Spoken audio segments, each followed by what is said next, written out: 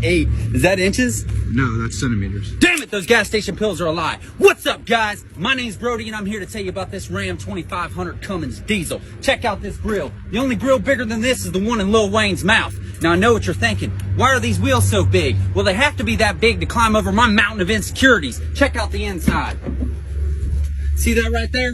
That's a 12-inch screen. Why is it that big? Because it's close to 12 inches I'm ever gonna get. Damn, this thing sits higher than my blood pressure. This thing's so powerful it could pull a house. And any woman that wears cowgirl boots. Here's my favorite part of the truck. See this tailgate? It goes both ways, just like a Mustang owner. Mopar, baby!